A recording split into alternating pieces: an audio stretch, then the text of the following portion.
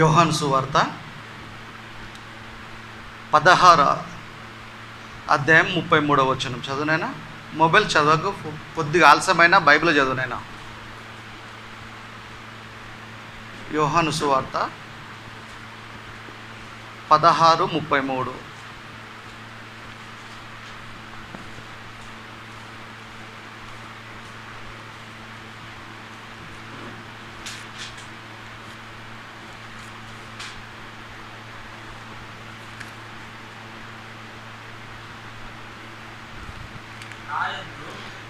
నా యందు మీకు సమాధానం కలుగునట్లు ఈ మాటలు మీతో చెప్తున్నాను. ప్రార్థన చేసుకుంటాం. పరలోకమందున్న పరిశుద్ధుడా మా తండ్రి, యేసుక్రీస్తు పేరట మీకే కృతజ్ఞత స్తుతులు స్తోత్రములైనా మమ్మల్ని ఇంకా సజీవుల లెక్కలు ఉంచినందుకే మీకు వందనాలు తండ్రి.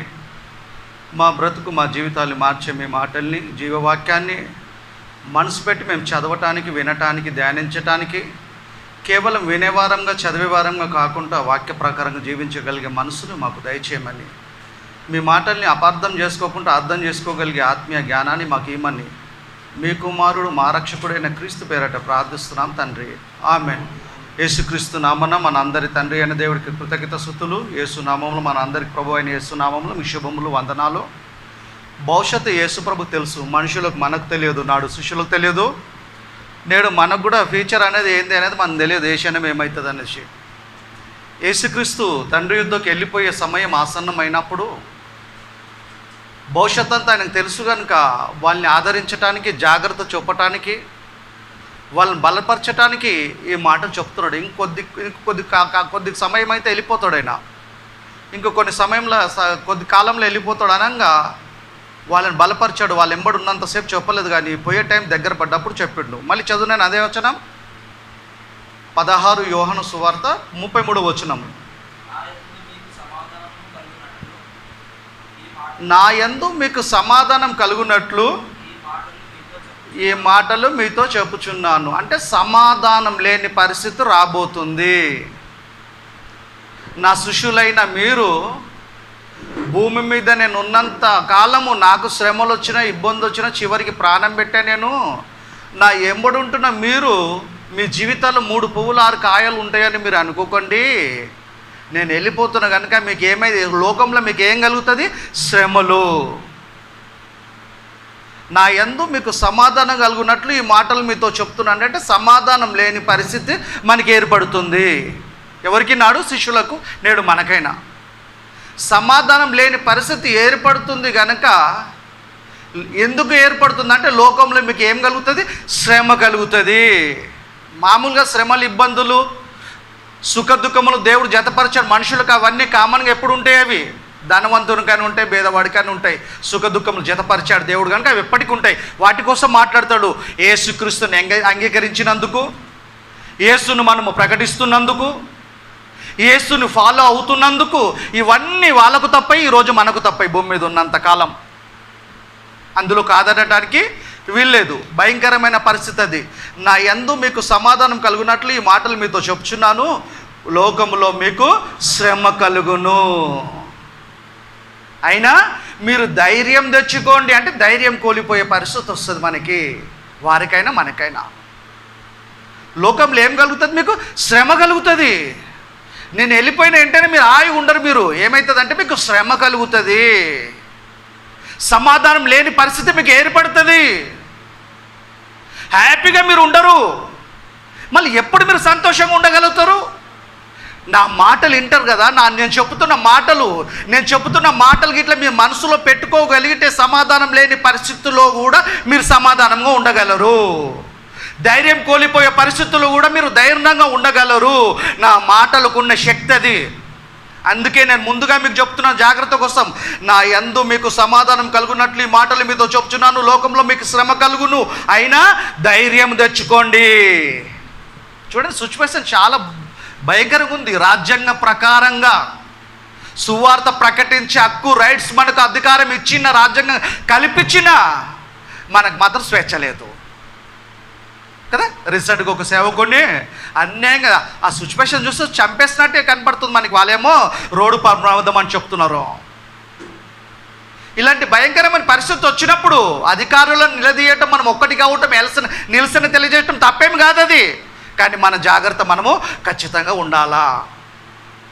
ఈ చట్టం న్యాయం చేయకపోయినా మనకి దేవుడు మాత్రం మనకి ఖచ్చితంగా న్యాయం చేస్తాడు. ఇట్లాంటి పరిస్థితులు, ఇలాంటి సిచ్యువేషన్లు తటసించినప్పుడు భయపడొద్దు. మనము మరింత దేవుడికి దగ్గర కావాలా, విశ్వాసంలో స్ట్రాంగ్ కావాలి. మనము డినామినేషన్ ఏదైనా సరే మనమంతా ఒకటి కావాలా, ఒకటిగా ఉండాలి. మనమంతా కన్నింగ్తనం, కఠినత్వం ఏముండకుండా మనమంతా దేవుడి పిల్లలం, ఒక కుటుంబంలో మనం కలిసిమెలిసి ఉండాలా. వాళ్ళు ఎవరైనా సరే కదా, ఏమన్నా తటస్థించిందంటే వెంటనే మనం ఏం చేయాలా, సపోర్ట్గా ఉండాలి మనం. కనుక యేసుప్రభు చెప్పేసాడు ఆల్రెడీ, లోకంలో మీరు చదువునైనా మళ్ళీ అదే వచ్చినాం, నా యందు మీకు సమాధానం కలుగునట్లు ఈ మాటలు మీతో చెప్పుచున్నాను, లోకములో మీకు శ్రమ కలుగును. ఆయన చెప్పిందే జరుగుతుంది, ముందుగా చెప్పేస్తాడు.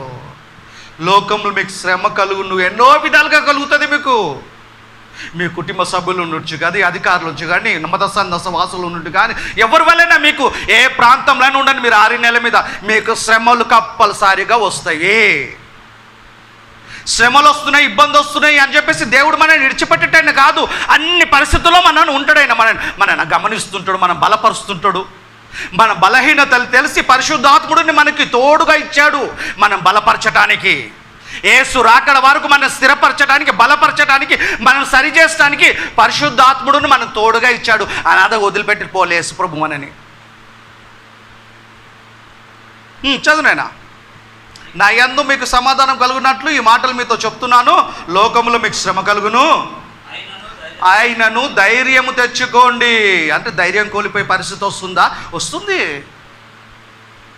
భయపడే సమాధానం లేని పరిస్థితి వస్తుందా? సమాధానం లేని పరిస్థితి వస్తుంది. మళ్ళీ ఎప్పుడు సమాధానం ఉండగలుగుతాం మనము? ఆయన మాటలు, నా యందు మీకు సమాధానం కలుగును అంటే దేవుడి యందు మాత్రం, ఆయన వాక్యం నందు మాత్రమే మనకు సమాధానం కలుగుతుంది. ఎవరినో పట్టో వేటినో బట్టి మనం సమాధానంగా ఉండలేము, ధైర్యంగా ఉండలేము. దేవుడి వాక్యాన్ని బట్టి, ఆయన మాటల్ని బట్టి మనం సమాధానం లేని పరిస్థితుల్లో కూడా సమాధానంగా ఉండగలం. ధైర్యం కోల్పోయే పరిస్థితుల్లో కూడా మనం ధైర్యంగా ఉండగలం. ఎందుకో తెలుసా? ఆయన మాటలకున్న శక్తి అది. అందుకే మనం కదా, మన మనసులో అంతా, మన మైండ్లో ఏం పీడు కావాలంటే దేవుని వాక్యం పీడు చేసుకోవాలి. మనం అనవసరమైన మన మనసులో పెట్టుకోకుండా వాక్యాన్ని మన మనసులో పెట్టుకుంటే సమాధానం లేని పరిస్థితుల్లో సమాధానంగా ఉండగలం కదా. ధైర్యం కోల్పోయే పరిస్థితుల్లో కూడా మనం ధైర్యంగా ఉండగలం. మనకు చేతన అవుతుంది. వాక్యానికి అంత శక్తి ఉంది. ఎప్పుడైతే వాక్యం మన మనసులో ఉండదో, దేవుడి కానీ వాక్యాన్ని కానీ మనం తేలిక తీసుకుంటామో, అంతగా పట్టించుకోమో, సమాధానంగా ఉండలేము. మనం ధైర్యంగా ఉండలేము. మనం భయపడతాం. మనం సమాధానం ఉండలేము, కృంగిపోతాం. ఇబ్బందులు వస్తాయి. అపోస్తులు అట్లా లేరండి, స్ట్రాంగ్గా నిలబడగలిగారు. కొన్నిసార్లు పడిపోయినా మళ్ళీ సరే అయ్యారు. ఎందుకు? లోకంలో కదా. చదువున్నా, కంటిన్యూ. లోకంలో మీకు శ్రమ కలుగును, ఆయనను ధైర్యం తెచ్చుకోండి, నేను లోకంను జయించాను. నాకు కలగని శ్రమలు మీకు ఏమైనా కలుగుతున్నాయా? నాకు కలగని బాధలు మీకు ఏమైనా కలుగుతున్నాయా? మనలాంటి దేహం యేసుప్రభుది స్పెషల్ బాడీ కాదైనది. రక్త మాంసం కలిగి మరియమ్మ ద్వారా వచ్చింది మనలాంటి బాడీయే. మనలాంటి బాడీయే. ఆకలేసింది, దాహం వేసింది, బాధ వేసింది, నిద్ర వచ్చింది, కోపం వచ్చింది. మనలాంటి బాడీ కలిగి ఉండి కూడా మనలాగా బతకలేడైనాడ. దైవత్వం కలిగి బ్రతికాడు. యేసుక్రీస్తుకు, మనుషులకు అదే ప్రత్యేకత. ఎందుకు అయినా అంటే ఆయన దృష్టి అంతా తండ్రి మీద ఉంది. ఎందుకు పంపాడు? టైం కొంచెం ఇచ్చాడు ఆయనకు, 33.5 టైం. మనకి ఇంక ఎక్కువ ఆయుష్కాలం ఉన్నాం ఇంకా మనం. అయితే ఆయన తక్కువ టైంలో దేవుని ఇష్టాన్ని చేసి వెళ్ళిపోవాలి. మళ్ళైనా ప్రపంచ మనుషులందరి రక్షణ కోసం, ఒక ప్రణాళిక కోసం తండ్రి పంపించాడు. యేసుని చనిపోవటానికి, ప్రాణం పెట్టడానికి. ఆయన వచ్చి ప్రాణం పెట్టాడు. దేవుని చేత తిరిగి 3 రోజులకు లేపబడిండు కదా, తండ్రి యుద్ధకి వెళ్ళిపోయాడు. కనుక అదంతా చేయాలంటే ఆయన దృష్టి అంతా ఆయన మీద ఉండాలి. అందుకే చేయగలిగిండు. మనలాంటి దేహం కలిగి దేవుని చిత్తాన్ని భూమి మీద చేయటం సాధ్యమవుతుంది అని చూపెట్టాడు ఆయన. అసాధ్యమేం కాదు, ఇది ఖచ్చితంగా చేయగలం మనము. దేవుని ఇష్టాన్ని చేయడానికి భార్య పిల్లల ఆటంకం కాదు మనకి. మనం చేసే ఉద్యోగాల ఆటంకం కాదు, మన పరిస్థితుల ఆటంకం కాదు. అవన్నీ మాటలవి. అపోస్తులు కుటుంబాలు ఉండి కూడా దేవుని యందు భయభక్తులు కలిగి ఉన్నాడు. కొర్నేలి అన్యుడు దేవుడి యందు భయభక్తులు కలిగి ఉన్నాడు, కుటుంబం అందరితో సహా. దేవుడు స్పందించాడు, పేతురుని పంపాడు. సువార్త చెప్పడానికి. కనుక ఆయన ఎందు భయభక్తులు కలిగి ఉన్నప్పుడు అన్ని పరిస్థితుల్లో కూడా మనం సమాధానంగా ఉండగలుగుతాము, ధైర్యంగా ఉండగలుగుతాము. ఎందుకు మన మీద ఇట్లా దాడులు జరుగుతున్నాయి, ఇంత ఇబ్బందులు ఎందుకు కలుగుతున్నాయి, లోకంలో మీకు శ్రమ కలుగునని ఎందుకన్నాడు? మనం ఏం చేసామని? యేసుని నమ్మటం వలన మనకు శ్రమలు, ఈ శ్రమలు, ఇబ్బందులు, ఈ దుఃఖం ఇవన్నీ తట్టుకుంటే చిన్న జీవితంలో ఓర్చుకోగలుగుతాం మనము. దేవుడి మీద ఆధారపడి అన్నీ తట్టుకోగలుగుతాం మనం. తట్టుకునే కెపాసిటీ దేవుడు మనకి ఇచ్చాడు. మన పడిపోకుండా ఉండటానికి పరిశుద్ధాత్మను మనకు సపోర్ట్కి ఇచ్చాడు. ఇవన్నీ మనం చేయగలిగితే శాశ్వతమైన నెమ్మదిలోకి వెళ్ళిపోతాం మనం. చిన్న జీవితంలో ఓర్చుకుంటే చాలా పెద్ద జీవితంలోకి వెళ్ళిపోతాం మనము, అనంతకాలం జీవితంలోకి వెళ్ళిపోతాము. కనుక ఇవి వద్దు అనుకుంటే అది మిస్ అవుతాం. అది దృష్టిలో పెట్టుకొని ఇవన్నీ ఓర్చుకోవాలి మనం. శ్రమలు వస్తాయి, ఇబ్బందులు వస్తాయి, హింసలు వస్తాయి, ఇన్నిట్లో కూడా దేవుని కృప ఖచ్చితంగా ఉంటుంది. మనం వదిలిపెట్టాడైనా ఖచ్చితంగా ఉంటాడు, మనం బలపరుస్తూనే ఉంటాడు. కొన్ని సిచ్యువేషన్లో సమస్యను పరిస్థితి తప్పించుకోవడానికి ఒక మార్గాన్ని కూడా చూపెడతాడు ఆయన మనకి. ఆయన ఎందుకు భయభక్తులు కలిగి ఉంటే ఆయన సపోర్ట్ ఉంటుంది. ఏదో మన శ్రమలు వస్తున్నాయని చెప్పి ఆయన వదిలిపెట్టాడు. ఆయన చిత్తం లేకుండా మన తలేంటకు కూడా రాలదు, ఆయన చిత్తం లేకుండా మనం చావము.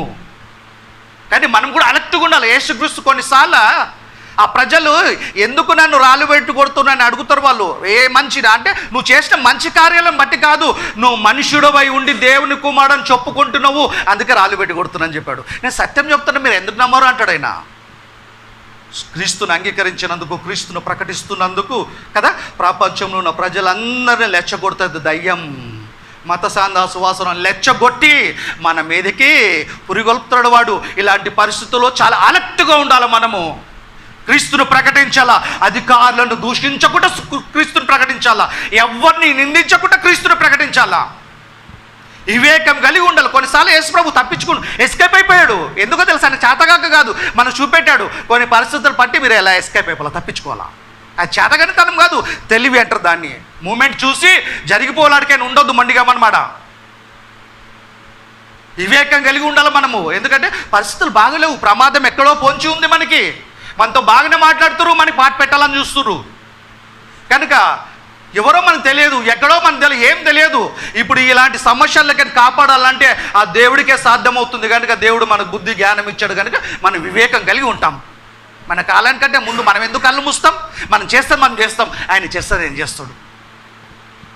కనుక ఇవన్నీ చదువుకోవటం, ఇవన్నీ రాయించడానికి దేవుడు మనం భయపెట్టడానికి కాదు, మనం సరిచేయడానికి, జాగ్రత్త పరచడానికి రాయించాడు. అరే యేసు నమ్మితే శ్రమలంట, నమ్మకుంటుంటే బెటర్ అంటే నమ్మకుంటుంటే ఆగుంటావా, చేస్తే నరకం పోతావు. చూడన్నా యోహాను సువార్త 15వ అధ్యాయము 18 నుండి 21 వచ్చే వరకు నెమ్మది చదువు. నేను యోహాను సువార్త 15, 18 నుండి 21 కాదు 18 వచనం కరెక్ట్గా 18 చదువు. కాదు నాయన 18, 15, 18 నన్ను ద్వేషించిన వారు అనే పదం ఉంటే చూడు.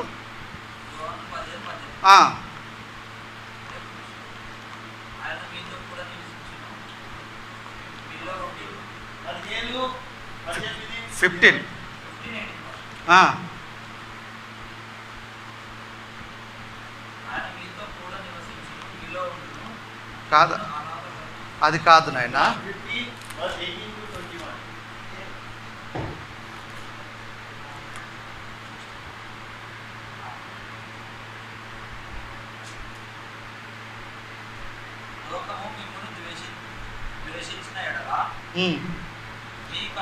లోకము మిమ్మల్ని ద్వేషించిన ఎడల మీకంటే ముందుగా నన్ను ద్వేషించాడు. మహానుభావుని పరిశుద్ధునే ద్వేషించారు. మనం వదులుతారా? లోకం వదలదు. తట్టుకుండైనా జయించాడైనా మనం కూడా జయించాలా. లోకము మిమ్మల్ని ద్వేషించిన ఎడల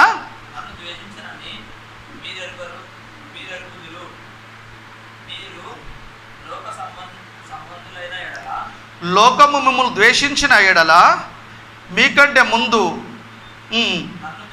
నన్ను ద్వేషించాను. మీకంటే ముందు ఏం చేశారు? నన్ను ద్వేషించారు. మీరు ఎరుగుదురు, మీరు లోక సంబంధులైన ఎడల లోకము తన వారిని స్నేహించును. అంటే మీరు లోక సంబంధులు కాదు, లోకంలో ఉన్నారు. కానీ లోకంలో ఉండే మేము ప్రత్యేకపరుచుకున్న నా కుమారుడైన యేసు ప్రభు ద్వారా మీరు లోక సంబంధులు కాదు. మీరు లోకంలోనే ఉంటారు కానీ లోక సంబంధులు కాదు. లోకంలో ప్రత్యేకమైన రాజ్యం ఉంది మీకు, అదే సంఘం.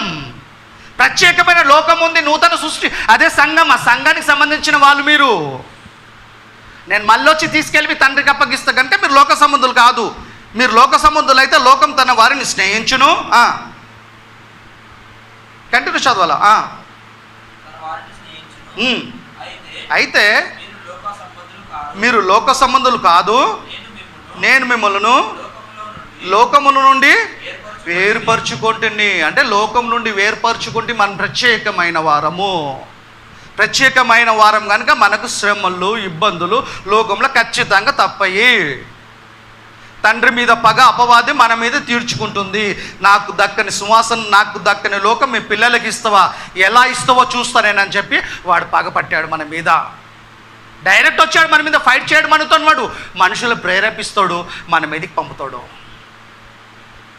వర్గర్గా మాట్లాడతారు మన గురించి, మన కుటుంబ సభ్యులను తిడుతారు, భయంకరంగా తిడుతారు, మనకు రేషం వచ్చేటట్టు. ఇన్ని ఓర్చుకోవాలి మనం, ఇన్ని తట్టుకోవాలి, జయించాలి అన్నిటినీ. ఇంకా మనం ఒక మాటలు చెప్పాలంటే తిట్టినోని తిట్టకూడదు, కొట్టినోని కొట్టకూడదు. నీకు కొట్టే స్టామినా ఉన్నా, నీకు ధైర్యం ఉన్నా కొట్టకూడదు. మనము బైబిల్ చెప్తుంది చట్టాన్ని మనము గౌరవించాలా. అరే వీళ్ళకి చేత కాదా క్రైస్తవులు కానీ అనుకున్న పర్వాలేదు, ఈ పాస్టర్కి చేత కాదా అనుకున్న పర్వాలేదు. వాళ్ళు ఏం చేయాలి, వాళ్ళు ఆయన ఏమని అనుకొని మనం అన్ని ఓర్చుకుంటూ ఉండాలా, వివేకం కలిగి ఉండాలా. అన్ని పరిస్థితుల్లో దేవుడి మీద ఆధారపడి మనం ప్రార్థన చేస్తుండాలా.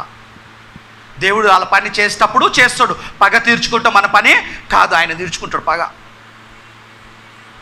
చదువునన్నా. అందుచేతనే లోకము మిమ్ములను ద్వేషించును. దాసుడు తన యజమానుడు కంటే గొప్పవాడు కాదు. దాసుడు గొప్పవాడు, యజమానుడు గొప్పవాడు అంటే యజమానుడే గొప్పవాడు, దాసుడు కాదు కదా. యేసుప్రభుకే తప్పలేవి హింసలు, ఇబ్బందులు, సమస్యలు, నిందలు, బాధలు.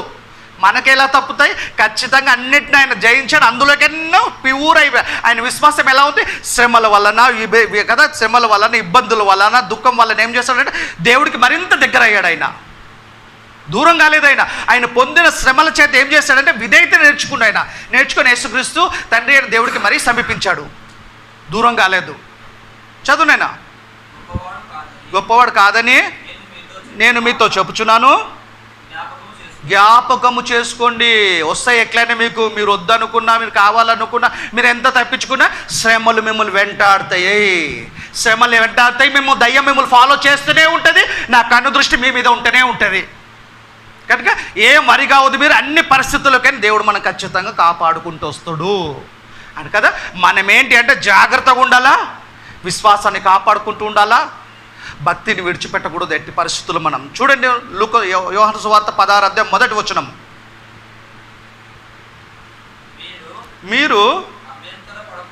మీరు అభ్యంతర పడకుండా ఉండుటకై ఈ మాటలు మీతో చెప్తున్నాను. నేను వెళ్ళిపోతున్నాను, ఆయన దగ్గర పడ్డది. మీరు అభ్యంతర పడకుండా ఉండటానికి, మీరు కంగారు పడకుండా ఉండటానికి ఈ మాటను మీతో చెప్తున్నా, మీ జాగ్రత్త కోసం. చదువునైనా. వారు మిమ్మల్ని సమాజ మందిరములో నుండి వెలివేయుదురు. చూడు ఎన్ని చర్చలు కూలగొట్టేస్తుర్రు, లోపల ఉన్న వాళ్ళని హింసిస్తుర్రు. స్త్రీ పురుషులను తేడా లేకుండా మనం కదా ఎన్ని మణిపూర్లు ఎన్ని చూస్తాం. ఇవన్నీ జరుగుతూనే ఉంటాయి. ఇవన్నీ జరుగుతున్నప్పుడు వాళ్ళు క్రైస్తవమే ఆగిపోతుంది అనుకుంటారు. లోకం తెలియదలకి క్రైస్తవం ఇంకా పెరిగిపోతుంటుంది. ఇలాంటి పరిస్థితుల్లో మనం ఎలాంటే అలర్ట్గా ఉండాలి, ఇంకా దేవుడికి దగ్గర కావాలి, లేకపోతే ఆమె మనతో స్పెండ్ చేయడానికి మనం ప్రయత్నం చేయాలా కదా. ఈ శ్రమల వల్ల, ఇబ్బందుల వల్ల మనం ఏం చేయాలంటే మన విశ్వాసం ఇంకా స్ట్రాంగ్ కావాలా, ఇంకా బలపడాలా. మనం అది బలపడగలం. మనము దేవుడు మాటలు మనసులో పెట్టుకోగలిగితే, ఏదో ప్రభు నమ్మం కదా ఆయుగుంటే మాకు ఏ శ్రమలు ఉండే, ఇబ్బందులు ఉండే అనుకుంటే పొరపాటది. అసలు ఇబ్బందులు మనకు లేవు అంటే మన ప్రభులో లేమని అర్థం. ఇదే సూచన. అన్ని విధాలుగా ఆయుగున్నాం మనం అంటే మన ప్రభులో లేమని అర్థం. బంగారానికి కొలిమి ఎంత అవసరమో, పరలోకానికి వెళ్ళడానికి క్రైస్తవుడికి ఇబ్బందులనే కొలిమి, శ్రమలు అంత అవసరం. అప్పుడే తెలుస్తుంది కదా మన విశ్వాసం ఏంటి అనేది, అప్పుడే బయటపడుతుంది.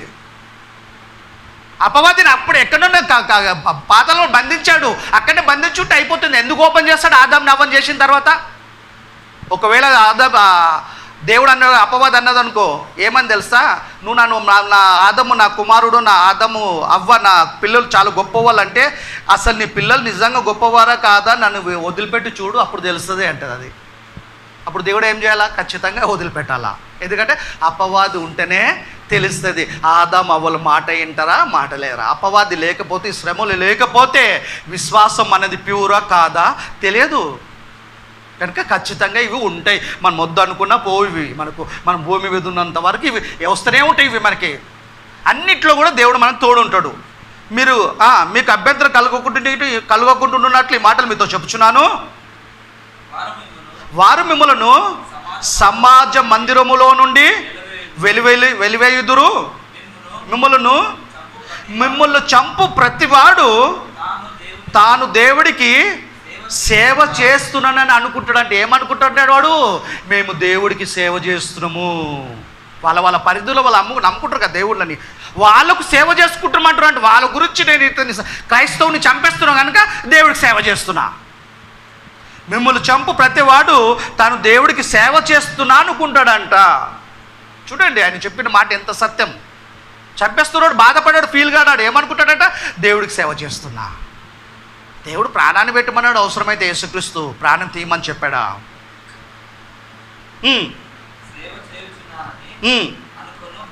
అనుకొను కాలము వచ్చుచున్నది, వారు తండ్రిని నన్నును తెలుసుకొనలేదు గనుక ఇలాగ చెయ్యుదురు. నేనంటే తెలియదు, నా తండ్రి అంటే తెలియదు కనుక వాళ్ళు అలానే చేస్తారు. వాళ్ళు అపవాది మొత్తం వాళ్ళని ఏం చేసి బ్రెయిన్ వాష్ చేసి మన మీదకి పంపించేస్తాడు. ఒక రోబోని పంపాడు. వాడు మనల్ని శోధిస్తూనే ఉంటాడు. మనం గెలవాలి. ఇప్పుడు వాక్యం ద్వారా గెలవాలి. మనం వివేకం కలిగి ఉండాలి. అపవాదికి అస్సలు చోటు ఇవ్వద్దు. ప్రమాదం ఉందన్నప్పుడు ఒంటరిగా ఎందుకు వెళ్ళకూడదు. మనం చాలా జాగ్రత్త ఉండాలి. మనం అలర్ట్గా ఉండాలి. మనము అంత గుడ్డిగా ఉండటానికి కూడా వీల్లేదు. ఎందుకంటే పరిస్థితులు బాగలేవు. జాగ్రత్తగా ఉండాలా, ప్రభులో ఉండాలా, ప్రభు పని చేయాలా. కనుక అన్ని విషయంలో దేవుడి కృప ఉంటుంది. ఆయనకు తెలియకుండా మనం చావము. ఆయనకు తెలియకుండా మన తల వెంట్రుక కూడా రాలదు. కనుక తండ్రిని కుమారుని తెలుసుకోరు, నన్ను నా తండ్రిని తెలుసుకోరు కనుక అలా చేస్తారు. వాళ్ళు అలాగా చూడండి. అలా నాకు కంటిన్యూ చదువు. అవి జరుగు కాలము వచ్చినప్పుడు నేను వాటిని గురించి మీతో చెప్పితినని చెప్పుచున్నాను. అంటే మీరు అప్పుడు జ్ఞాపకం చేసుకోవాలి. నేను ముందుగానే మీతో చెప్తున్నాను, ఆ కాలము రాబోతుంది. మీరేం వరి కావద్దు, ముందే చెప్తున్నా. నేను బ్రేకింగ్ న్యూస్ జరిగిన తర్వాత కదా నేను ముందే చెప్తున్నా మీకు, అడ్వాన్స్గా జరగబోతుంది. కాలం ఒకటి వస్తుంది, మిమ్మల్ని చంపటాడు, దేవుడి సేవ చేస్తున్నాను అనుకుంటాడు. అప్పుడు ఇప్పుడు ఎప్పుడు విశ్వం ఉన్నంతకాలం జరుగుతూనే ఉంటుంది. అది యేసు వచ్చేదాకా క్రైస్తవుల మీద జరుగుతూనే ఉంటుంది. చదువునేనా, మీరు జ్ఞాపకం చేసుకొని అలాగున మీరు జ్ఞాపకం చేసుకోవటానికే ఇవి చెబుతున్నా మీతో. కంటిన్యూ చదువునేనా. నేను మీతో కూడా ఉంటిని గనక మొదటనే వీటి కోసం మీతో మాట్లాడలేదు. ఎందుకంటే మీ ఎమ్మడున్నా నేను మిమ్మల్ని కవర్ చేసుకుంటూ వస్తున్నా. చూడండి, యేసుప్రభు కూడా ఎప్పుడు చూస్తే సుశీలెంబడే ఉన్నాడు. వాళ్ళందరూ ఆయన పట్టుకోవడానికి ఏం చేశారు తెలుసా, ఒంటరిగా ఎప్పుడు దొరుకుతారని వెయిట్ చేశారు. చాలాసార్లు ట్రై చేసి ఫెయిల్ అయిపోయారు వాళ్ళు. కనుక దయచేసి మనము కలిసి ఉండటానికి ప్రయత్నించాలా, సేవకులమైన విశ్వాసులమైన. ఎందుకంటే పరిస్థితులు బాగలేవు, చాలా జాగ్రత్త ఉండాలి. మన కాలానికంటే మనం ముందు పోవద్దు, దేవుడు పని చేయాలి మనం. కనుక జరిగే కాలం వస్తుంది కనుక నేను ఇంతకాలం మీ ఎంబడి ఉన్నా కనుక మీకు చెప్పలేదు. ఇప్పుడు పంపిన వాని యుద్ధకి వెళ్ళిపోతున్నా, అందుకే మీకు చెప్తున్నవి. చదువునాను కొంచెం కిందకి.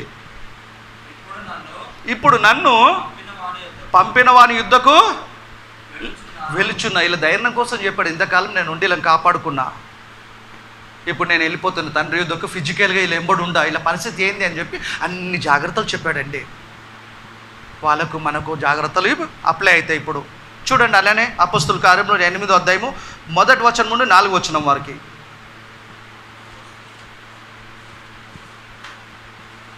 అపొస్తలుల కార్యములు 8 నుండి 1 నుండి 4 వచనాలు.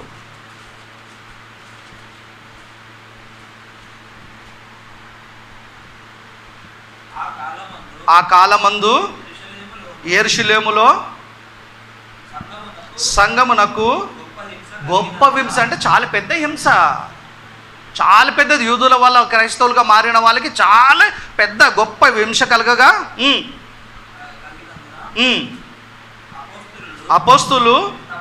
అపోస్తులు తప్ప అందరూ యూదయ సమరయ పట్టణంలోకి చెదిరిపోయిరి. గొప్ప హింస కలగానికి ఏం చేస్తారు? అందరు చెదిరిపోయారు, యూదయ సమరయ పట్టణంలోకి వెళ్ళిపోయారు.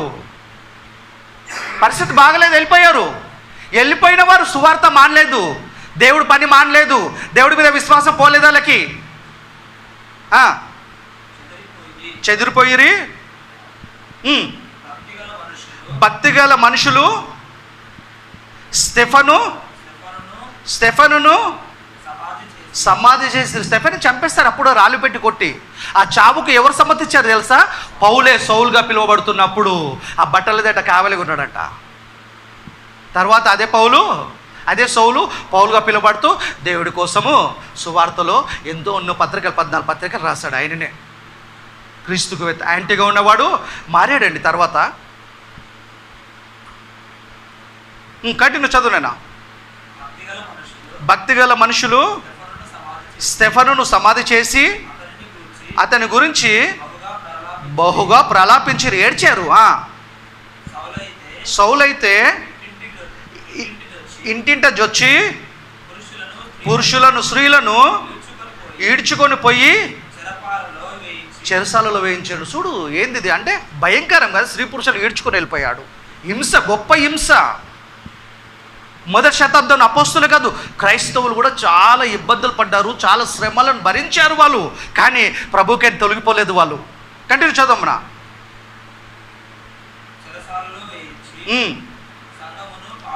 సంఘమును పాడు చేయుచు వచ్చిరి.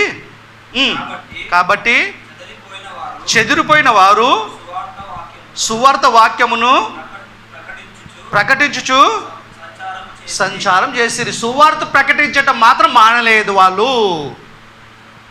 చూడండి, అంత ఇబ్బందుల్లో, అంత గొప్ప హింసలో, గొప్ప ఇబ్బందుల్లో కూడా ఏం చేశారు వాళ్ళు? సువార్త మానలేదండి. ఎవరు? అపోస్తుల కార్యం మొదటి శతాబ్దంలో క్రైస్తవులు సువార్త మానలేదు, అపోస్తులు మానలేదు. అంటే వాళ్ళకున్న దేవుడి మీద ఉన్న అపారమైన ప్రేమ, భక్తి అలాంటిది వాళ్ళకి. కనుక శ్రమలో కూడా వాళ్ళు దేవుడి పనిని మానలేదు. చూడండి, ఫిలిప్పీలకు రాసిన పత్రిక 1వ అధ్యాయం 30వ వచనం. యేసుక్రీస్తుతో పాటు మనకు రక్షణతో పాటు మనకు ఏం అనుగ్రహించబడిందంట? శ్రమ. ఆయన పక్షాన శ్రమలు కూడా భరించాలంట మనం. అవి మనకు అనుగ్రహించబడ్డాయంట. శ్రమలు కూడా వచ్చాయి మనకి రక్షణతో పాటు. రక్షణ స్వీకరిస్తున్నాం మనము, శ్రమలను కూడా స్వీకరించాలా. చదువు అన్నది ఫిలిప్పీలకు రాసిన పత్రిక 1వ అధ్యాయము 30వ వచనం. నెమ్మదిగా చదువు.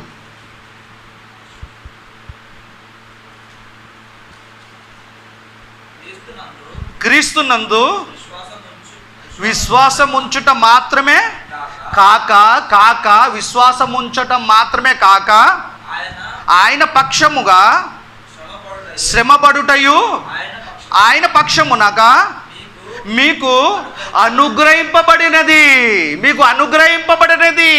దేవుడే అనుమతిచ్చాడు. విశ్వాసం ఉంచటమే కాదు, క్రీస్తునందు మనము ఆయన పక్షాన శ్రమ పడటం కూడా మనకు అనుగ్రహింపబడినది.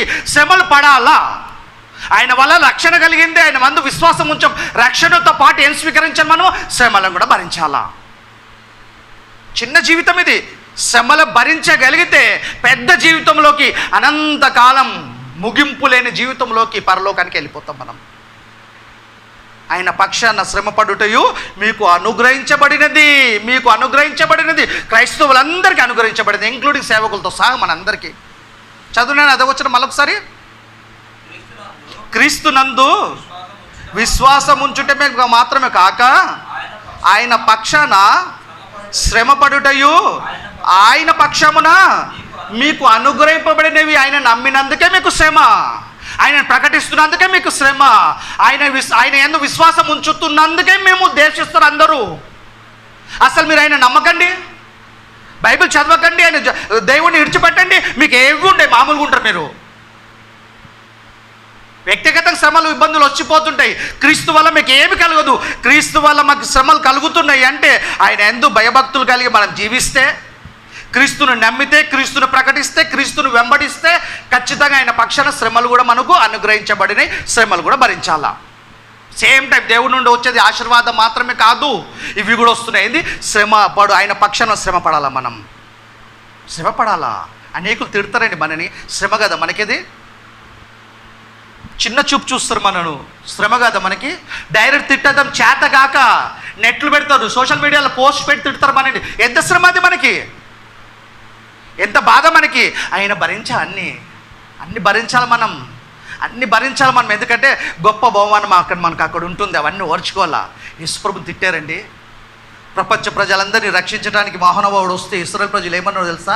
నువ్వు దయ్యం పట్టిన వాడు అన్నాడు. ఎంత కోపం వస్తుంది ఆయనకి, విశ్వాన్ని చేసిన ఆయన. అప్పుడు అన్నాడు, మీరు నన్ను అవమానపరుస్తున్నారు, నేను దయ్యం పట్టిన వాడని కాదు, నా తండ్రిని గణపరచువాడను. మనం అంత సున్నితంగా ఆన్సర్ చేస్తామా? నన్ను అంటావురా దయ్యం పట్టినావని, కోపం వస్తుంది మనకి. చూడు యేసు ప్రభుకు మనకెంత మృదుత్వం ఆయనలో. నేను దయ్యం పట్టిన వాడని కాదు, నా తండ్రిని గణపరచువాడను. మీరు నన్ను ఏం చేస్తారు? అవమానపరుస్తున్నాడు అన్నారు ఇశ్రాయేలు ప్రజలతోని. మేము అబ్రాహాం పిల్లలు కదా, అబ్రాహాం ఇలా చేయలేదే, మీరు ఎందుకు ఇలా చేస్తున్నారు? నిజంగా మీరు నా సంబంధులు అయితే నా మాట వింటారు. మీరు నా సంబంధులు గారు, అపవాది పిల్లలు అన్నాడు. దేవుడి పిల్లలే అపవాది పిల్లలుగా మారిపోయారు. వాళ్ళ నుండి ఇడిపించడానికే యేసుప్రభు వచ్చాడు ఈ లోకానికి. అందుకే ఇప్పుడు ఆయన అన్నాడు, నా పిల్లలు నిజంగా మీరు దేవుని సంబంధులు అయితే నా మాటలు వింటారు, దేవుని సంబంధులు కాకపోతే వినరు. మీరు అపవాది తండ్రి, మీ తండ్రి ఎవడో తెలుసా? అపవాది. అందుకే ఆ మాటలు వింటారు మీరు. చదువునైనా క్రీస్తునందు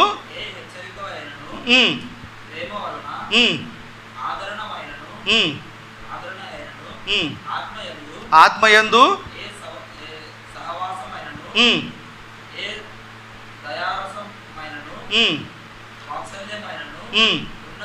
ఉన్న ఎడల మీరు ఏక మనసు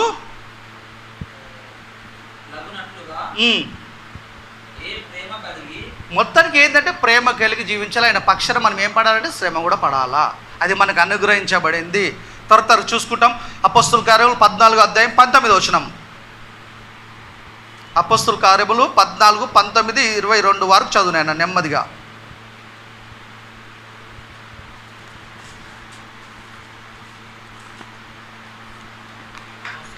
14, 19 నుండి 22.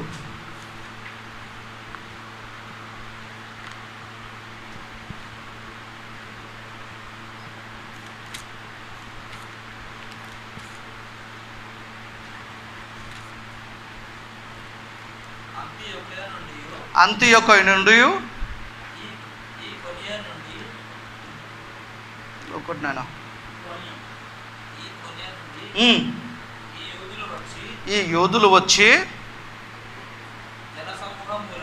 జనసమూహములను తన పక్షముగా చేసుకొని పౌలు మీద రాళ్ళు రువ్వి చనిపోయినని అనుకొని పట్టణము వెలుపల విడిచిరి. మళ్ళీ చదువునైనా 19వ వచనము. అంతియొక్క నుండి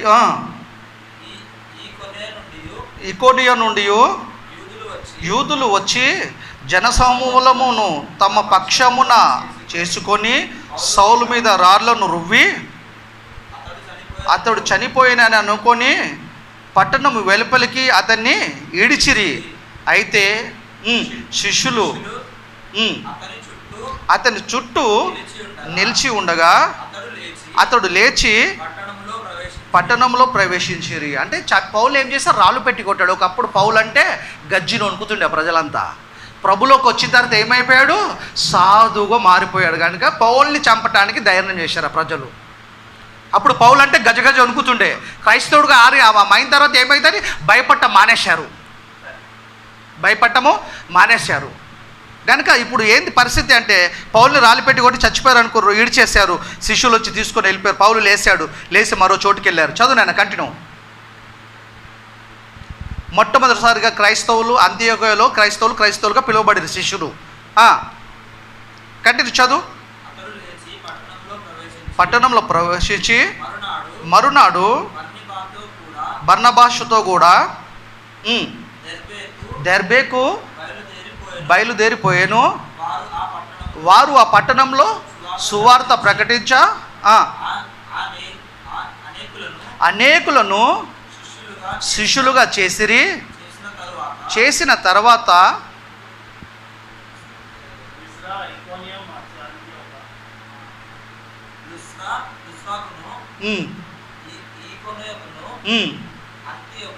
అంతియోకును వచ్చి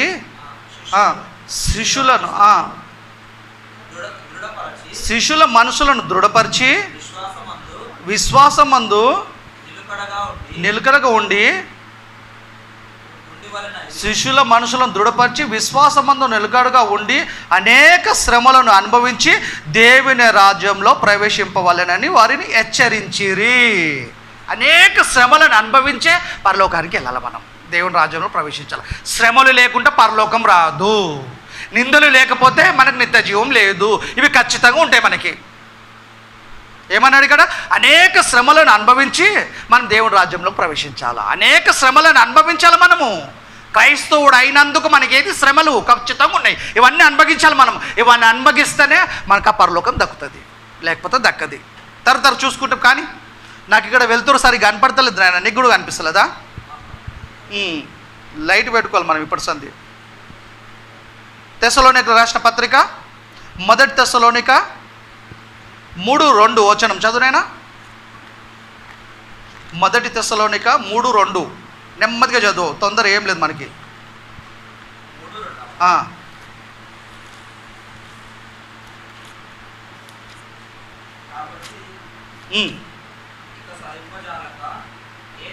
కాదు నాయన, ఈ శ్రమలు మీ విశ్వాస చదువునైనా ఈ శ్రమల వలన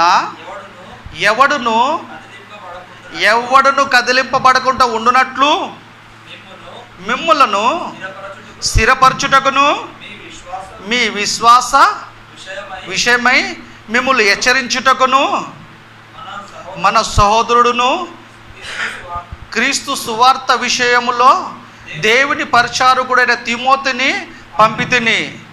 మేము మీ యుద్ధ ఉన్నప్పుడు మనము శ్రమలను అనుభవింపవలసి ఉన్నదని మీతో ముందుగా చెప్పితిమి కదా. ముందే చెప్పేశారంటే ఏమని?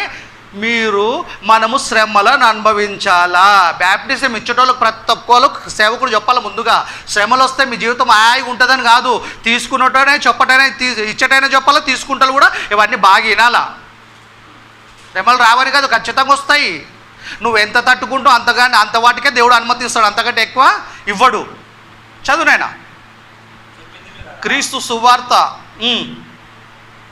వచ్చే మళ్ళీ చదువునైనా అదే. ఈ శ్రమల వలన ఎవడును కదిలింపబడకుండా ఉన్నట్లు మిమ్మల్ని స్థిరపరచుటకు మీ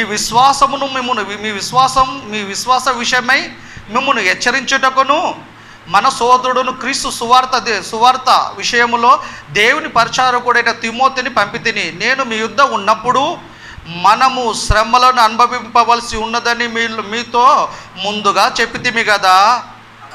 అలాగే జరిగినది. ముందే చెప్పాము కదా శ్రమలు ఉంటాయని. ఏముండదు, మీకు హాయిగా ఉంటుంది. బ్యాప్టిజం ఇచ్చినాం అనుకో, రేపేమని అయితే అయ్యగారు నాకు ఏముండే అని చెప్పే కదా, నాకు శ్రమలు వచ్చినాయని చెప్తాడు, వచ్చి కంప్లైంట్ చేస్తాడు సేవకుడికి.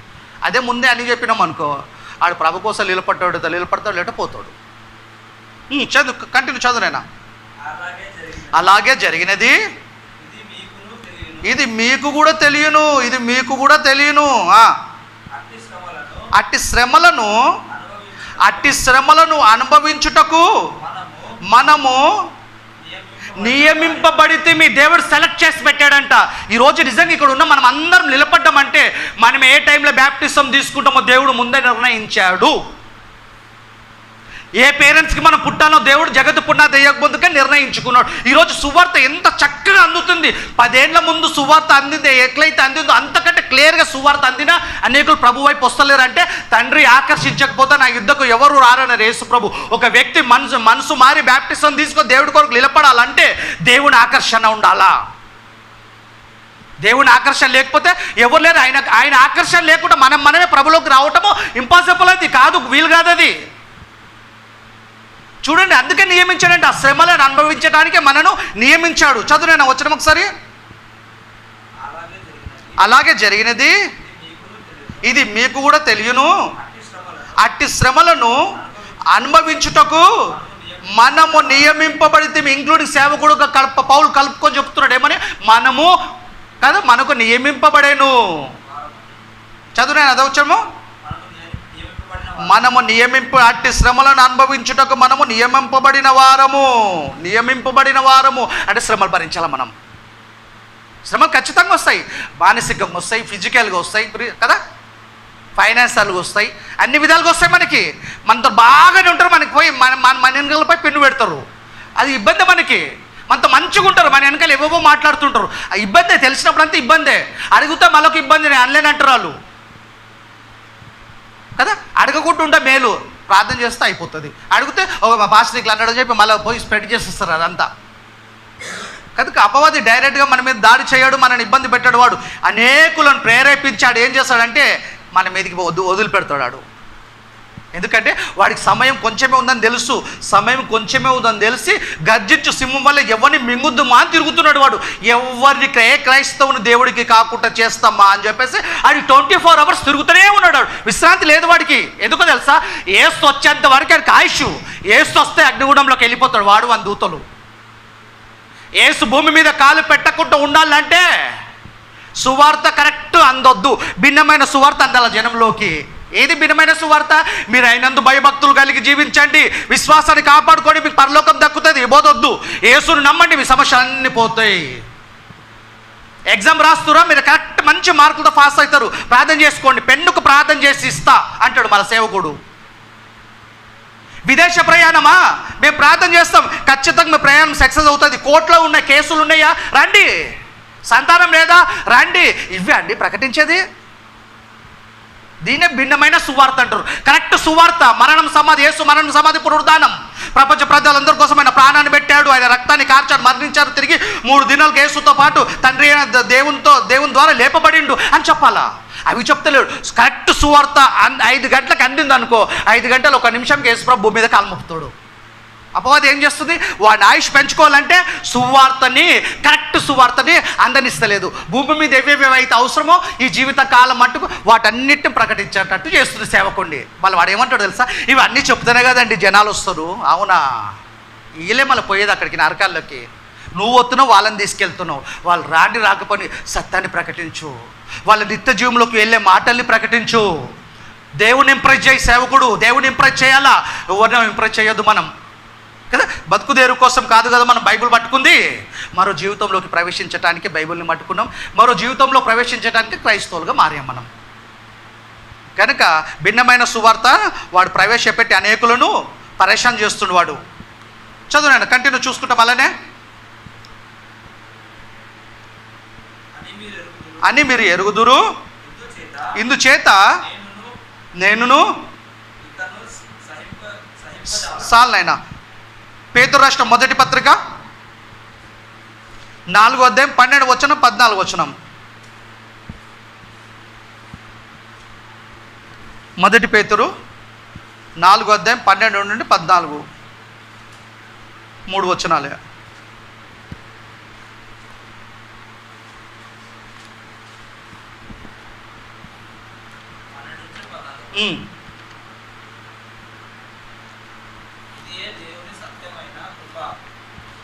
పన్నెండవ వచనం నాయన, 4వ అధ్యాయము మొదటి పేతురు.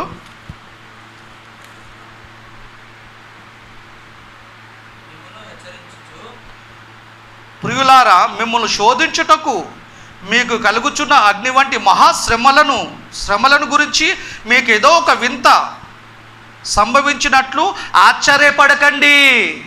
ఏదో శ్రమలు వస్తే మీరు వరి కాకండి, ఆశ్చర్యపడకండి. ఇవి వస్తాయి, ఇవి తప్పదు. ఇవన్నిటిని మీరు జయించాలి, మీరు జయించగలరు. మీరు నా పిల్లలు పాస్ అయ్యి రావాలా, నా దగ్గరికి ఫెయిల్ అయ్యి రావద్దు కదా. నా పిల్లలు గొప్పవాళ్ళంటు అని దేవుడు అంటున్నాడు. అపవాదం ఏమంటుంది, నీ పిల్లలు ఏం గొప్పవాళ్ళయ్యా, ఒకసారి నాకు ఛాన్స్ నేను శోధిస్తా, తర్వాత నేను వదిలిపెట్టి వెళ్ళిపోతాను. యోబు కోసం చెప్పింది. యోబు ఏం చేశాడు, దేవుని నమ్మకాన్ని నిలబెట్టాడు. యోబుకేమో చెప్పాడా ముందు, కుమారు కొద్ది జాగ్రత్త ఉండు, నేను అపవాదికి అవకాశం ఇస్తున్నాను చెప్పాడా? ఏం చెప్పలే. అందుకే దేవుడిని మనం నమ్మటం రొటీన్, దేవుడు మనం నమ్మాలా. దేవుడు మనల్ని నమ్మితే గొప్ప విషయం, అది మన విశ్వాసం కరెక్ట్ అనేది. ప్రియులారా కదా, పేతురు మొదటి పత్రిక 4:12-14. ప్రియులారా, మిమ్మును శోధించుటకు మీకు కలుగుచున్న అగ్ని వంటి మహాశ్రమలను గురించి మీకు ఏదో ఒక వింత సంభవించినట్లు ఆశ్చర్యపడకండి. క్రీస్తు మహిమ బయలుపరచబడినప్పుడు మీరు మహా ఆనందంతో సంతోషించుచు నిమిత్తము క్రీస్తు శ్రమలో మీరు పాలువారై ఉన్నంతగా సంతోషించుడి. క్రీస్తు నామము నిమిత్తము నిందల పాలైనేడల మహిమ స్వరూపియగు ఆత్మ అనగా దేవుని ఆత్మ మీ మీద నిలుచుచున్నాడు గనుక మీరు ధన్యులు. ఏమంటాడు? మీరు ధన్యులు. శ్రమలు అగ్ని వంటి మహాశ్రమలు వస్తాయి మీకు. ఎందుకు మేము దేవుణ్ణి నమ్ముకున్నామనే ఆలోచనలు వస్తాయి మనకి. ఎందుకు మమ్మల్ని వీడు అన్యాయంగా తిడుతురు, అన్యాయంగా ఎందుకు నిందలేస్తారు మా మీద వస్తాయి. ఇవన్నీ ఓర్చుకోవాలా మనం ఖచ్చితంగా. అపోస్తులు తప్పించుకొని శ్రమలని వాళ్ళని వెంటాడినాయి. మొదటి శతం క్రైస్తవుల్ని వెంటాడినాయి, మనను కూడా వెంటాడితే మన తర్వాత తరం వాళ్ళని కూడా వెంటాడతాయి. అన్నిట్లో ఆయన కృప మనకు సరిపోతుంది. పౌలు అంటాడు, ఒక బలహీనత తీసే అంటాడు, ప్రభు అంటాడు తీసేయాడు. ఏమంటాడు తెలుసా? నా కృప నీకు చాలును. అంతే, ఆయన కృప సరిపోతుంది మనకి. అందుకే అంటాడు కదా యాకోబు పత్రికలో, మీలో ఎవరికైనా శ్రమ సంభవిస్తే అతను ప్రార్థన చేయాలా. సంతోషం కలిగితే డ్యాన్స్ చేయండి చెప్పలే, సంతోషం కలిగితే కీర్తనలు పాడండి అన్నాడు. డ్యాన్స్ అంటే దేవుడికి వ్యతిరేకమంది. డ్యాన్స్ ప్రోగ్రాంలో నచ్చేవానికి కొంతమంది ఎక్కడ డ్యాన్స్ ప్రోగ్రాము లేదు మనకి. మీకు ఎవరికైనా మీలో ఎవరికైనా శ్రమ కలిగితే మీరు ప్రార్థన చేయండి, సంతోషం కలిగితే కీర్తనలు పాడండి అన్నాడు. పాటలు పాడండి అంటే ప్రార్థన చేయమనంటే దాని అర్థమైంది మీరు ప్రార్థన చేసినప్పుడు దేవుడు స్పందిస్తాడు. దేవుడు స్పందించి ఖచ్చితంగా ఆయన కృప మనకు తోడు ఉంచుతాడు, ఖచ్చితంగా మనం కాపాడుతాడు. శ్రమల్లో కూడా చూసుకుంటూ ఊరుకున్నట్టు ఆయన కాదు, ఎంతవరకు చూడాలో అంతవరకు చూస్తాడు. తర్వాత ఆయన స్పందించాడు అనుకో, మనల్ని హింసిస్తున్న వాళ్ళ పనులన్నీ మనం చూస్తుంటాం, మన కళ్ళ ముంగట మనం చూస్తుంటాం. మరి ఖచ్చితంగా దేవుడు చూసుకుంటూ ఊరుకున్నట్టు కాదు. ఎంత బాధ మన పిల్లల్ని ఇవ్వడానికి ఏమనంటే మన రక్తం మరిగిపోతుంది. దేవుడు ఎందుకు ఊరుకుంటాడండి? దేవుడు ఊరుకోడొస్తాడు. కానీ మనకేంటంటే మనకు జ్ఞానం తక్కువ, ఆయుష్కాలం తక్కువ. దేవుడికి అన్ని ఎక్కువ. ఆయన ముగింపు లేదు కనుక, ప్రారంభం ముగింపు లేదు కనుక ఆయనకు దీర్ఘశాంతం ఉంది కనుక ఆయన ఎప్పుడు శిక్షించాలి అప్పుడు శిక్షిస్తాడు. అప్పటిదాకా వదిలిపెడతాడు. అధికారాలు కూడా, అధికారంలో ఉన్న అధికారులు వెనకలు కూడా దేవుడే ఉన్నాడు కనుక అధికారం అయిన వాళ్ళు అనుగ్రహించబడింది కనుక మనకు అన్యాయం జరిగినప్పుడు అధికారులను ఆశ్రయించడం తప్పేమి కాదు. మాకు న్యాయం కావాలా కదా. పగడాల ప్రవీణ్ని పాస్టర్ని ఎవరైతే చంపాడో, ఏ అధికారులున్నా దాని వెనకాల చావు వెనకాల ఏ మత సందస్సు వాసులున్నా ఖచ్చితంగా వాళ్ళకు శిక్ష విధించబడాలా. పోలీస్ వ్యవస్థ కానీ న్యాయస్థానం కానీ మాకు న్యాయం చేయాలా. మీరేదో రోడ్డు ప్రమాదం అంటున్నారు కానీ అక్కడ మాత్రం చూస్తే సిచ్యువేషను చంపేసేనట్టే కనపడుతుంది. ఆయన టెస్ట్ కదా, ఆయన గుండెల మీద బూటుకాళ్ళు అచ్చు కనపడుతుంది మనకి. కన్నద్దాలు కూడా ఏం కాలేదు, హెల్మెట్ ఏం కాలేదు, బ్యాండ్ డ్యామేజ్ ఏం కాలేదు. మొత్తానికి ఆయన చంపేశారు, రోడ్డు ప్రమాదం అని సృష్టిస్తున్నారు.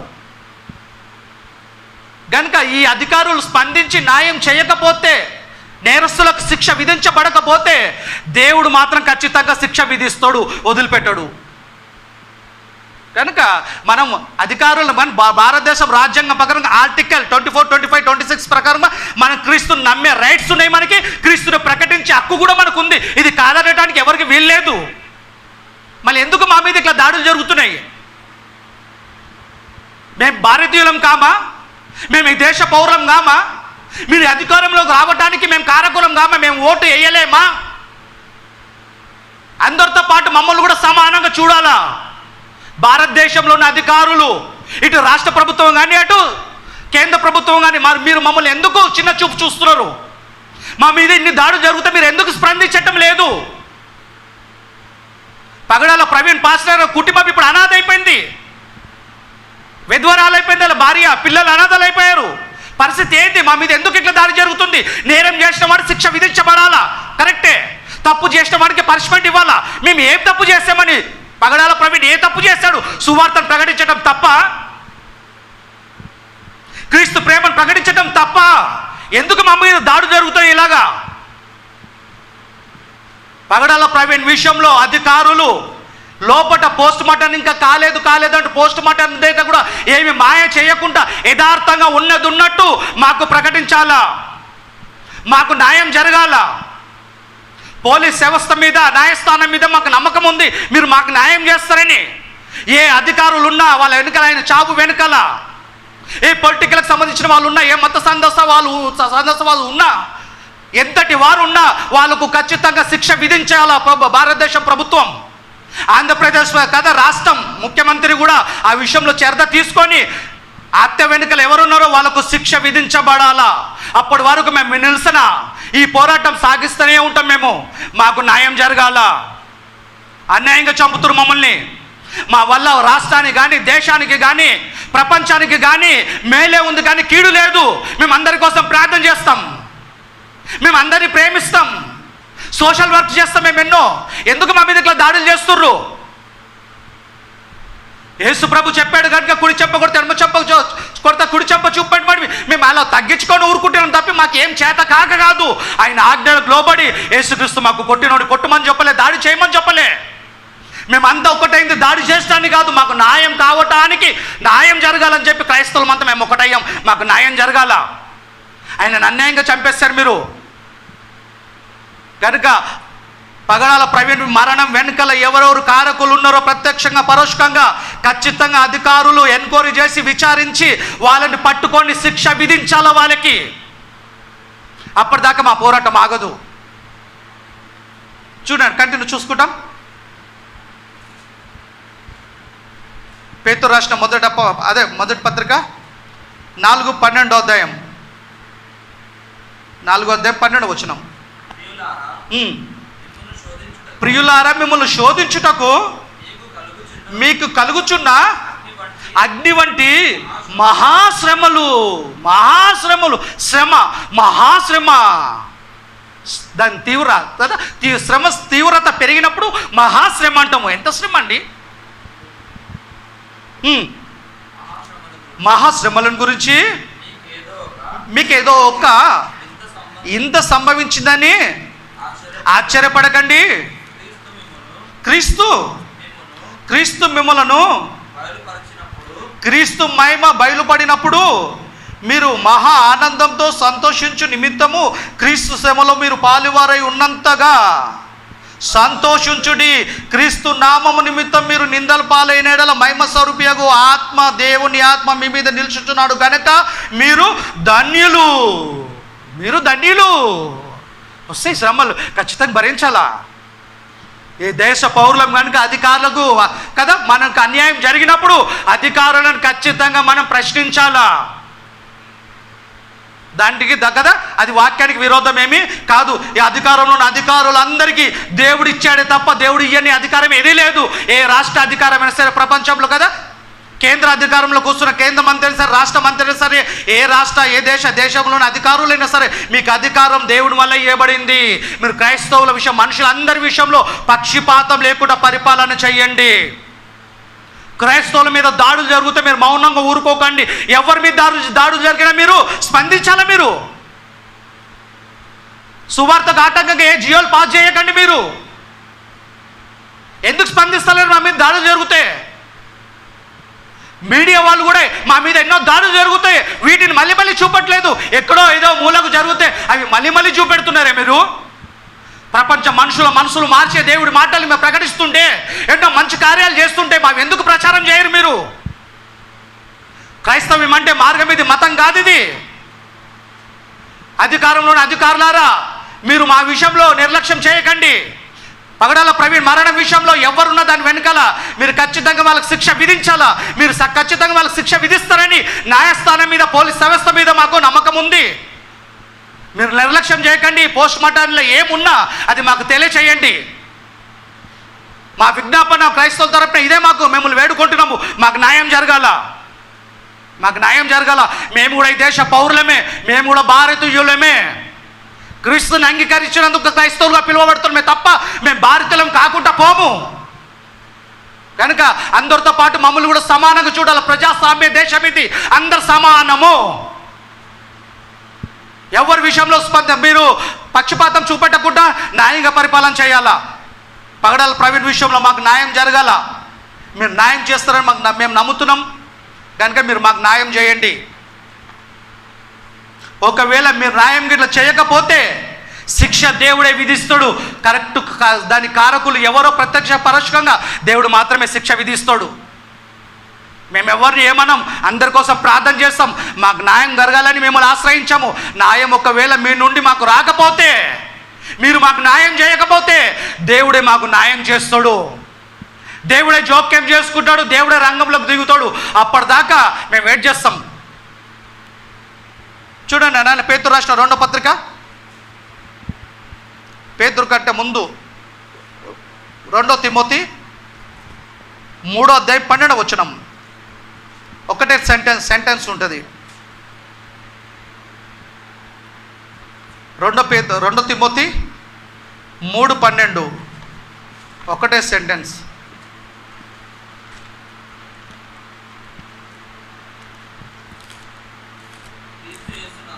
క్రీస్తు యేసునందు సద్భక్తి, వాక్యానుసారంగా సద్భక్తితో బ్రతుక ఉద్దేశించువాడు హింస పొందుదురు. దేవుడి కొరకు బ్రతకాలనుకుంటే ఖచ్చితంగా హింసలు తప్ప. మనకి హింసల్ని తప్పించుకుంటామని పారిపోతామా? క్రీస్తుని వదిలిపెడతామా? మళ్ళీ శాశ్వతమైన నరకం ఉంది కదా, దాన్ని తప్పించుకోవటం వీలవుతుందా? కాదు. కనుక క్రీస్తు యేసునందు సద్భక్తితో ఎవరైనా బతకాలని ఉద్దేశిస్తే, ఆలోచన కలిగి మనం జీవిస్తే, సేవకుడైన విశ్వాసులని ఎవరైనా అలా జీవిస్తే ఖచ్చితంగా హింసలు తప్ప మనకి. చదువునైనా అది వచ్చిన మళ్ళా క్రీస్తు యేసునందు సద్భక్తితో బతక ఉద్దేశించువాడు హింస పొందుదురు. భక్తి కలిగి జీవిస్తాలంటే హింసలు తప్ప మనకి. అపోస్తులు భరించారు, మొదటి శతాబ్దం క్రైస్తవులు భరించారు. ప్రపంచానికి రక్షించడానికి, ప్రపంచ ప్రజలందరి కోసం ప్రాణం పెట్టడానికి వచ్చి ప్రాణం పెట్టి రక్షించిన యేసు ప్రభు కూడా భరించాడన్ని. కనుక అవి మాత్రం మనకు తప్పవు కదా. ఆయన ఎందు సద్భక్తితో బతకాలని ఉద్దేశిస్తే మనకి ఏం తప్పవు? హింసలు తప్పవు. చివరిసారి తరగతి చూసుకుంటాను. ప్రకటన గ్రంథం 2:10, 3:10 వెంటనే 2:10, 3:10 చదువునైనా.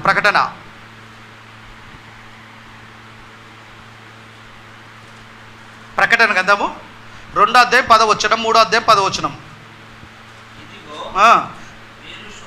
ఇదిగో మీరు శోధింపబడినట్లు అపవాది, చదువునైనా, అపవాది మీలో కొందరిని చెరలో వేయబోచున్నాడు. 10 దినములు మీకు శ్రమ కలుగును,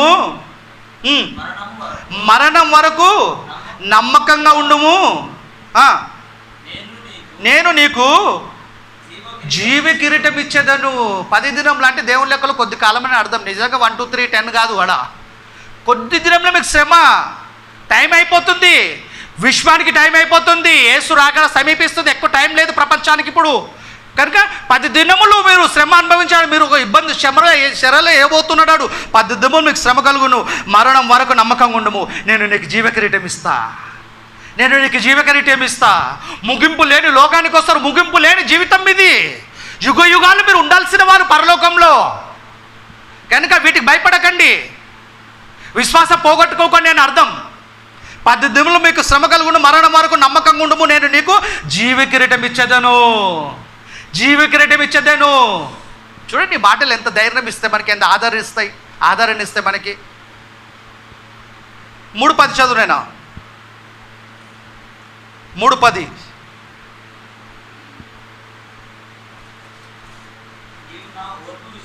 నీవు నా ఓర్పు విషయమే. క్రైస్తవుడికి విశ్వాసంతో పాటు ఓర్పు అవసరం, ఓర్పుతో పాటు ధైర్యం అవసరం. అన్ని పరిస్థితులు ఎదుర్కోవాలి. మనము ఎదుర్కోకుండా భయపడితే ఎలా? భయపడకూడదు అసలు. భయపడుతున్నాం అంటే దేవుడు వాక్యం సరిగా అర్థం కాలే మనకి.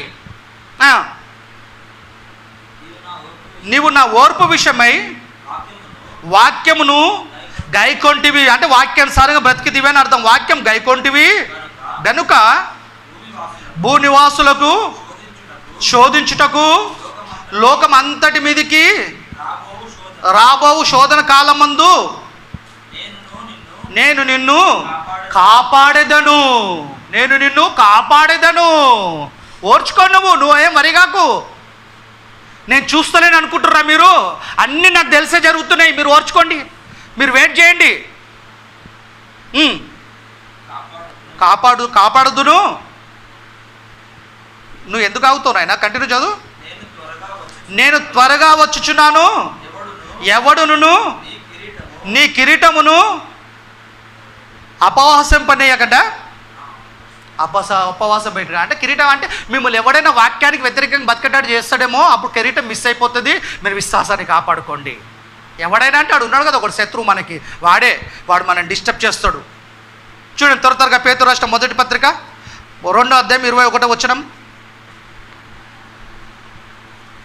2వ అధ్యాయం 21వ వచనం. మొదటి పేతురు, క్రీస్తు కూడా మీ కొరకు శ్రమపడి మీ కొరకు బాధపడి మీరు తన అడుగుజాడలో నడుచుకొనున్నట్లు మీకు మాదిరి ఉంచిపోయాను. ఎగ్జాంపుల్ ప్రాక్టికల్గా జీవించి చూపెట్టాడు ఆయన. ఏమన్నాడు? చక్కగా ఏమన్నాడు ఆయన? క్రీస్తు కూడా మీ కొరకు బాధపడి మీరు తన అడుగుజాడల యందు నడుచుకొనున్నట్లు మీకు మాదిరి ఉంచిపోయాను. ఆయన పాపము చేయలేదు. ఏంది మాదిరి? పాపం చేయలేదు. ఆయన పాపము చేయలేదు. ఆయన నోటను ఏ కపటమును కనబడలేదు. నిష్కపటమైనగా ఉన్నాడు ఆయన. నిష్కపటంగా ఉన్నాడండి ఆయన నోట కపటం లేదు. ఆయన పాపం చేయలేదు. ఇదే మాదిరి. అన్ని బాధలు పడ్డా పాపం చేయలేదు ఆయన. క్రీస్తు కూడా మీ కొరకు బాధపడా, చదువురైనా వచనం, క్రీస్తు కూడా మీ కొరకు బాధపడి తన అడుగుజాడల యందు నడుచుకున్నట్లు మీకు మాదిరి ఉంచిపోయాను. ఆయన పాపము చేయలేదు. ఆయన నోట ఏ కపటము లేదు. ఆయన పక్షమున మనకు కూడా శ్రమలు అనుభవించిన. ఎందుకంటే ఆయన మన కోసం శ్రమ పడ్డాడు, మన కోసం ప్రాణం పెట్టాడు. ఆయన పక్షాన శ్రమలు కూడా మనకు అనుగ్రహించబడ్డాయి కనుక భరించాలి మనం ఖచ్చితంగా. తరతరగా చూసుకుంటాం. మత్తయి సువార్త 24వ అధ్యాయం 12వ వచనం.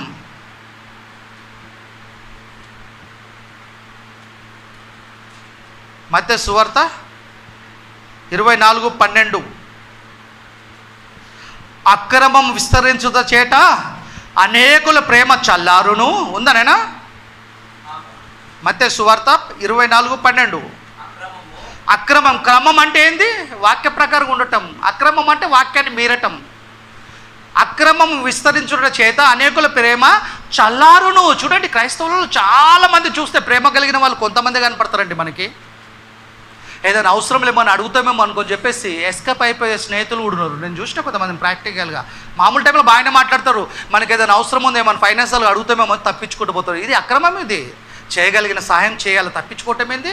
మనమంతా దేవుని పిల్లలం, ఒక కుటుంబం. మనమంతా లోక సంబంధం ఎవరమైనా ప్రభులోకి వచ్చిన కనుక మనమంతా దేవుని పిల్లలం కనుక అక్రమం విస్తరించుట చేత అనేకుల ప్రేమ చల్లారును. ప్రేమ ఉన్నది. క్రైస్తవుల ప్రేమ కనుక అపవాది ప్రేమతో ఉండనిస్తలేదు. దేవుడి ప్రేమ, క్రైస్తవుడు అంటేనే ప్రేమ కలిగి ఉండాలి. ప్రేమను ప్రకటిస్తున్నాం మనం. క్రీస్తు ప్రేమ కలిగి జీవించాలి. వాళ్ళలో కక్షలు పెట్టింది, భేదాలను పెట్టింది.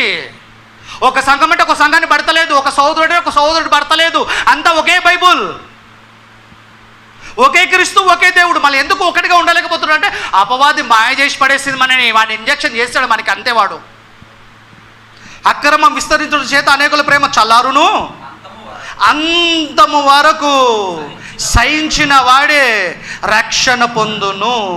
అంతవరకు సహించాలంటే చచ్చిపోయేంత వరకు విశ్వాసాన్ని కాపాడుకోవాలా. సహించాలంటే అన్ని ఓర్చుకోవాలా. ఇబ్బందులు వస్తాయి, శ్రమలు వస్తాయి, నష్టాలు ఉంటాయి, అన్నీ ఉంటాయి. ఏం చేయకపోయినా ప్రభు నేను నమ్మినందుకు వస్తాయి ఇవన్నీ. వ్యక్తిగతంగా వచ్చేటి వస్తాయి ఇబ్బందులు, నష్టాలు, అనారోగ్యాలు, బాధలు కదా. ప్రభులో ఉన్నందుకు, ఇప్పుడు చదువుకునే ప్రభులో ఉన్నందుకు వస్తాయి, విశ్వాసాలు ఉన్నందుకు వస్తాయి, ప్రభుడు ప్రకటిస్తున్నందుకు వస్తాయి, దేవుడి కొరకు బతుకుతున్నందుకు వస్తాయి, దేవుడి పని చేస్తున్నందుకు వస్తాయి. కనుక అక్రమం విస్తరించడం చేయడం అనేకుల ప్రేమ చల్లరును. అంతం వరకు సహించిన వాడే రక్షణ పొందునా, రక్షించబడునా. చదువునైనా వచనం. అంతము వరకు సహించిన వాడు ఎవడో, ఒక్కొక్క పర్సన్ చెప్తుండు. సహించిన వాడు ఎవడో వాడే రక్షణ పొందును. అంటే మిగతాలకి లేదు చివరి దాకా కాపాడుకోవాలి మన విశ్వాసాన్ని, చివరి వరకు సహించాలా. అంటే సహించాలంటే చివరి దాకా ఇబ్బందులు ఉంటాయి, మనకి చివరి దాకా ఇబ్బందులు ఉంటాయి. ఇబ్బందులు ఎప్పుడు పోవు, మనం ఉన్నంతకాలం ఉంటాయి. రోమీయులకు రాసిన పత్రిక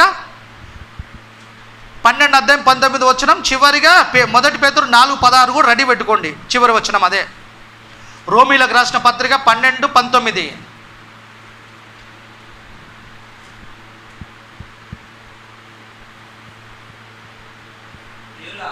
ప్రియులారా, మీకు మీరే పగ తీర్చుకోనక మన మీద దాడులు జరుగుతాయి, మనల్ని శ్రమ పెడతారు, మనల్ని ఇబ్బంది పెడతారు, మనల్ని అవమానిస్తారు, మనల్ని ఎన్ని చేసినా మనం పగ తీర్చుకోవద్దు. దేవుడు రాయించాడు ఇది. నేను చూసుకుంటానని మీరు వదిలిపెట్టారు. ప్రియులారా, మీకు మీరే పగ తీర్చుకొనక. మళ్ళీ చదువు 19 రోమ 12:19. ప్రియులారా, మీకు మీరే పగ తీర్చుకొనక దేవుని ఉగ్రతకు చోటు ఇవ్వండి. పగ తీర్చుట నా పనే, నేనే ప్రతిఫలం ఇచ్చును. దేవుడే పగ తీర్చుకుంటాడండి, ఇక మనకెందుకు పగ కదా. మన స్కెచ్ చేస్తే ఎవడైనా మిస్ అవుతాడేమో, దేవుడు వేస్తే ఎవ్వరు మిస్ కారు కనుక శిక్ష దేవుడే విధిస్తాడు. కనుక మన ప్రయత్నం మనం చేసినాం, అధికారం బాగా కదా. ఆంధ్రప్రదేశ్ ప్రభుత్వాన్ని కూడా చెప్పాము కదా, ప్రవీణ్ పగడాల విషయంలో మాకు న్యాయం కావాలని. వాళ్ళు న్యాయం చేస్తే మంచిదే, వాళ్ళు న్యాయం చేయకపోతే, ఈ న్యాయస్థానం న్యాయం చేయకపోతే దేవుడు మాత్రం న్యాయం చేస్తాడు. కనుక మనం దేవుడికి ప్రార్థన చేస్తాం. చివరి వచనం చూడైనా పేతురు రాసిన మొదటి పత్రిక 4:16 మొదటి అధ్యాయము 4:16 మొదటి పేతురు.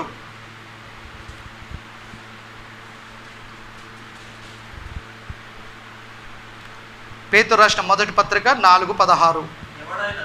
ఎవడైనా అంటే స్త్రీలు, పురుషులు అంటే స్త్రీలను అనుకోవద్దు అన్నది. మనం అందరికీ దేహ ఆత్మకి కదా, స్త్రీ పురుషుడు భేదం ఏముండదు, అందరం దేవుని పిల్లలము. కనుక ఎవడైనాను క్రైస్తవుడు అయినందుకు బాధ అనుభవించిన ఎడల అతడు సిగ్గుపడదు. ఎట్టి పరిస్థితుల్లో అతడు సిగ్గుపడక ఆ పేరుని బట్టి కొత్త పేరు వచ్చింది మనకి. ఏంటని తెలుసు? క్రైస్తవుడు, క్రైస్తవురాలు, క్రైస్తవుడు కదా. ఎవడైనా క్రైస్తవుడు అయినందుకు, చదువునైనా ఎవడైనాను క్రైస్తవుడు అయినందుకు బాధ అనుభవించిన ఎడల అతడు సిగ్గుపడక ఆ పేరును బట్టే దేవుని మహిమపరచవలెను. క్రైస్తవుడు అయినందుకే ఇబ్బందులు, క్రైస్తవుడు అయితేనే నిత్య జీవము, క్రైస్తవుడు అయితేనే పరలోకము, క్రైస్తవుడు అయితేనే రక్షణ, క్రైస్తవుడు అయితేనే ఇబ్బందులన్నీ కూడా మనం ఏం చేయాలి? భరించాలా, ఓర్చుకోవాలా కదా. అన్ని విషయంలో దేవుడికి ప్రార్థన చేయాలా. ఆయన ఎందుకు కృతజ్ఞత కలిగి మనం ఉన్నప్పుడు అన్ని చూస్తున్న దేవుడు భద్రత కూడా మనకు కల్పిస్తాడు. మన బతుకు ముగిస్తే, క్రీస్తు రాకముందు మనం కళ్ళు మూస్తే మన పితరుల ఇద్దరు పరదేశకి వెళ్ళిపోతాము, ఏసొస్తే పరలోకానికి వెళ్ళిపోతాము. కనుక శ్రమలకు ఇబ్బందులకు భయపడకుండా అన్ని పరిస్థితులు మన విశ్వాసం మనం కాపాడుకుంటూ మనం కూడా వివేకం కలిగి అలర్ట్గా జాగ్రత్తగా ఉంటూ దేవుని పనిలో ముందుకు సాగాల. ఈ సమయాన్ని ఇచ్చిన దేవుడికి యేసుక్రీస్తు నామాన కృతజ్ఞత స్తుతులు. యేసుక్రీస్తు నామమున మీ అందరికీ శుభములు, వందనాలు.